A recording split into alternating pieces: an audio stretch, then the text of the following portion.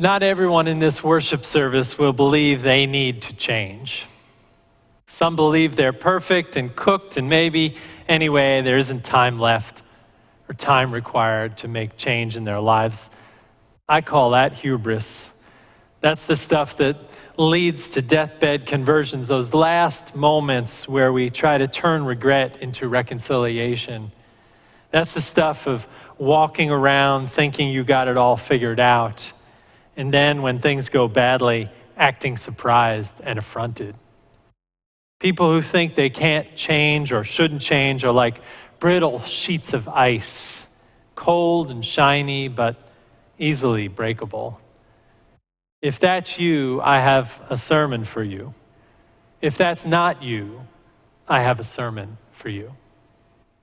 Our reading this morning from Portia Nelson is a famous poem story in 5 chapters, often passed around 12-step meetings.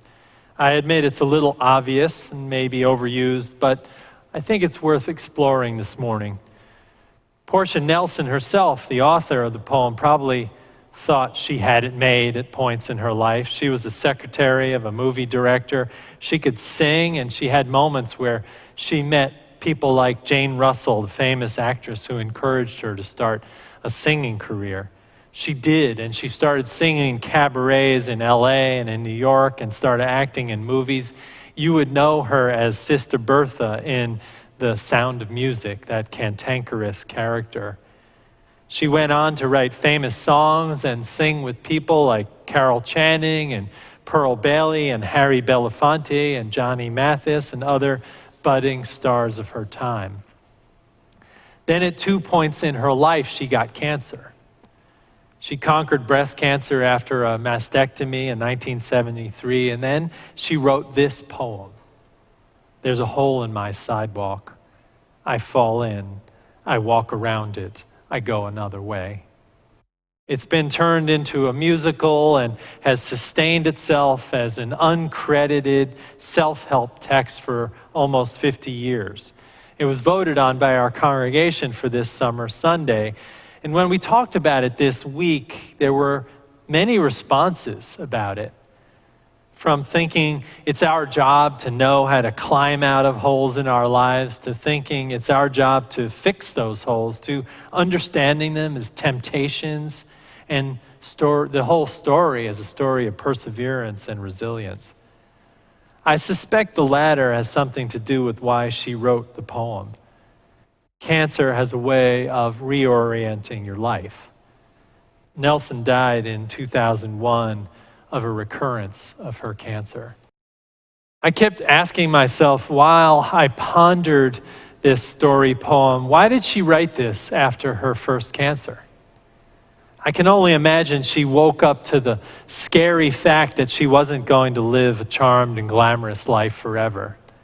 I imagine having been through cancer with some of you and in my own family, that cancer for her was a wake-up call to live more fully with the time we have, to make amends, to change old habits that kept entrapping her and pulling her away from living an authentic life.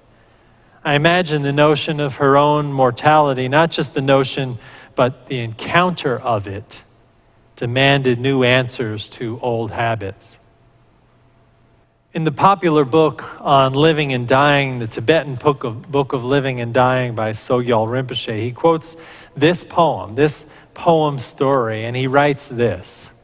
He says, reflection can slowly bring us wisdom. When we can come to see we are falling again and again into a fixed repetitive patterns, and we begin to long to get out of them, we may, of course, fall back into them again and again, but slowly we can emerge from them and change. His encouragement uses Nelson's Sidewalk story to push us to reflect on death, our death, he says. And this is what he writes. The purpose of reflecting on death is to make a real change in the depths of your heart and to come to learn how to avoid the hole in the sidewalk and how to walk down another street. Maybe more importantly, this Tibetan lesson, Tibetans are focused on passing through death well, I will say. But the lesson might be in the statement he makes at the end of that chapter in his book. He says, "You are not condemned by your habits. You can change and grow more and more freely." Now, those are interesting words for a Buddhist who believes everything is change. Everything is inevitable. They are encouraging. Today, the text for us is this: a warning, an encouragement, a guide, a lesson, a tool. It begs the question of whether we will identify our faults and change, whether we can address temptations by going another way, whether we can exchange old habits and self-destruction with new habits and crutches, whether our job is to fix holes in society or in ourselves. These are all questions that are raised by this story. These are the things we wondered about in our class this week. And I come back after that class, I came back to the words, "You are not condemned to your habits. You can change and grow more freely." To those who need to hear that story today, I am with you, because to acknowledge that is to love yourself. To love yourself makes it possible for you to love others. To shatter that thin ice of self and welcome in you something that is true, that needs to emerge. To those struggling to hear those words, I encourage you to listen more carefully, to make a list of the things that you might change in your life to live a better life.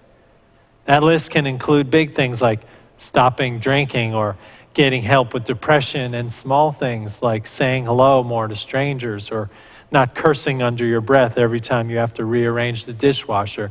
You can tell what is on my list. It could be things large or small, depending on who you are, like saying, "I love you" more to the people you live with. Or to know that maybe the biggest hole in our lives is thinking we have finally, once and for all, taken another street that will never have holes to fall in again. As one member in our class on Monday night said, "The one thing I know is that there are holes on every street." Here are 3 stories I want to share to conclude this sermon. The first, a man in his 80s came to church every week. He was confused sometimes, but he listened to the sermons, and he was really sharp. Every week he spoke to the minister with insights about his life. He moved so slowly the ministers could see him thinking. He said things like, "Regret is a hard thing to put down." And, "You made me think today how I might change my mind about life and the direction it took." He died during the quarantine. The minister never could go visit him to see how he was pondering his ending. He was going around a hole in the sidewalk a lot. The second story. A young woman whose parents were Chinese immigrants to Colombia ran a restaurant and raised her on the meager profits they could turn from fried tofu and spare ribs. One day when she was 7, they left her at her neighbor's house and never returned. She grew up in that family's home, wondering every day why her parents didn't want her. Some years later, in her 20s, she was a nurse and caring for an old woman in the hospital. And in came the old woman's children, girls her own age, the nurse's own age. She saw the woman and the girls, and she burst into tears. And she sat on the floor in a pool of sorrow and told the family the whole story about how her parents had abandoned her. She told them how she had made bad decisions in relationships and failed others because she felt they would abandon her again. They called her over, those young women. They asked her to come into the bed with them, and there she lay with the woman and her children, and she was changed. Her new family and the family that raised her, she realized, were enough. Her eyes were open. She knew where she was. And the third story. A young man in his 20s drank with his friends to kill the pain. The pain wasn't anything specific except the train wreck of life encounters. Deeper was some pain, who knows why, sometimes you never know. Some feeling of inadequacy, some feeling of watching his family change, trying to overcome some introversion with the loosening of drinks. And then he had a child, and driving home some nights, which were pure acts of luck, he woke up somehow looking in the face of his child or in the face of the mirror. And he quit the late nights and he turned to more important things. He didn't have to go cold turkey, but he got a grip on it. His life was on a path to health. He went down another road. Only one of those stories was about me. So you know that I know what I'm talking about today. I have seen both sides of this, those who walk down the same road and fall in the same hole and never change, or never even know there's a hole, choosing to believe that they don't have to or never will change. And those who see the hole, acknowledge it, climb out of it, go around it, and go another way. You can guess what I believe about which is the better way. I believe you can and will change with some intention in your life. Whether it's for the better is up to you. You can lean on God or those who love you to help. You can know that you are not condemned by your habits, and you can ignore the feeling of condemnation. You can succeed and you can fail. You can hold on and you can let go. Either way, you are loved. But it's up to you to get on a path to change, if that is the cross you will bear. To make the decision to see the sidewalk, to see the hole, to see the other way. And if you do, you will know a greater love than you have now. I know that is true. These are the challenges of the poem. Do we see the problems in our lives? Can we make the changes? Can we persevere? Can we be resilient?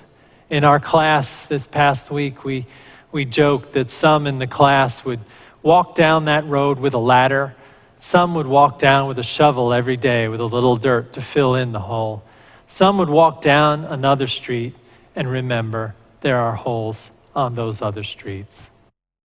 Your spiritual life is the encounter of these issues in your life. You are the common denominator in your troubles. Will you change? Will you look for help? We're here to help. Some said in our class that this church was a way in which they changed their lives. They took another path. They understood that they could change their attitudes about other people and the other things in their lives and make it better. That's the challenge for today. I know you can change. You cannot have to live a life to be condemned by your habits or by the things that you feel condemned by. You can be freed from those. And you don't need a God to free you. You only need the right intentions, the life that you want to leave. I want to leave you with just these simple words today, words of love, to say to you that we see you, we know you're there, we know you're walking down those roads with us. Do you see the hole? Do you see the sidewalk? Do you walk around it or down another way? That is up to you. I love you. Amen.